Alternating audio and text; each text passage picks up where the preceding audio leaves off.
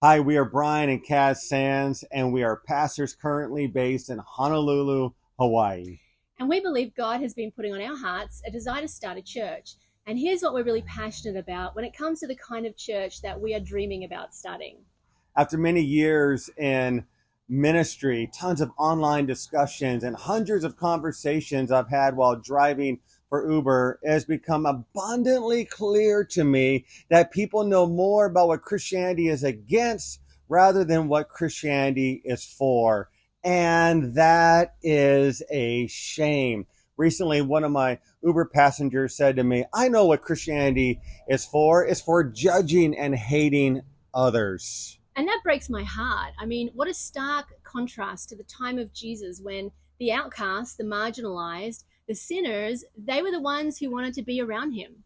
These days, we really believe that there is a drastic need for change among Christians. We've got to live in a way that honors and reflects the very heart of Jesus through things like sacrificial love, serving and caring for others, kindness, building bridges and not walls. You see, Christians have been so loud about what we're against lately that it's become all that we're known for. We simply don't have a lot of credibility or influence left these days.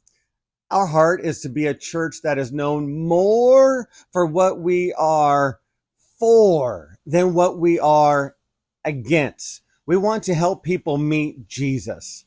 We want to lead people to encounter his powerful, life-changing love. Regardless of who they are, what they've done, how they're living, or even what they believe. Instead of preaching at people, instead of giving them a list of sins that would preclude them from being a real Christian, we want to follow the example of Jesus. Jesus would first step into a person's world, and his unconditional love would powerfully break open their hearts. Right, because it's an encounter with our Creator that sparks the desire to want to live like Jesus. It's meeting Jesus and being touched by him that makes people start to want to change and gives them the power and the ability to do so.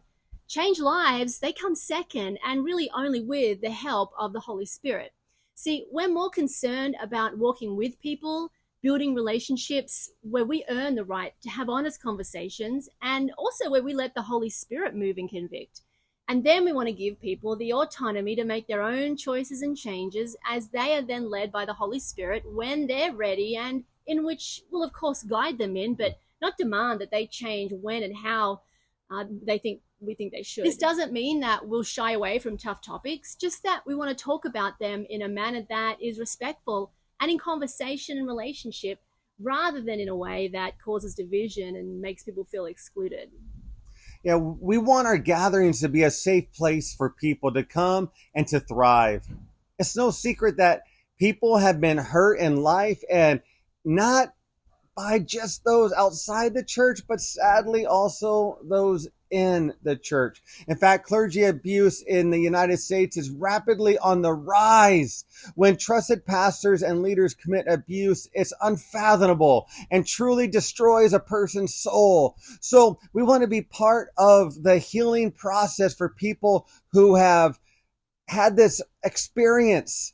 And of course, of all other devastating types of abuse as well, we want to be a part of the restoration process. Churches have done a poor job, and they have a bad track record at this moment of how they handle these things. And so we won't shy away from recognizing abuse, nor cover things up, nor victim blame. We will instead acknowledge trauma and harm experienced by people.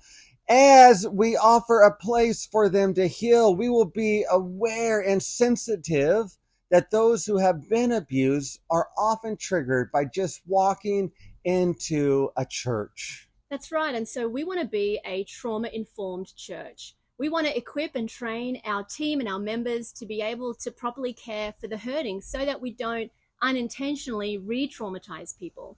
Things like having counselors available if and only if, of course, someone wants to talk.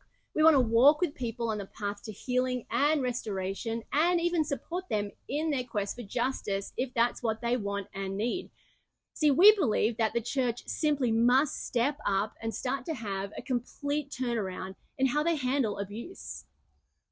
We're orthodox in our beliefs, so you can get a sense of where we're coming from. And of course, we want everyone to know Jesus as Lord and that he rose again. And we want them to have a relationship with God because of the sacrifice of Jesus. We have a strong confidence that this is where God is calling us, and firmly believe this is the way of the future of the Christian church. This we feel will bring honor and glory to Jesus and bring healing and restoration to many.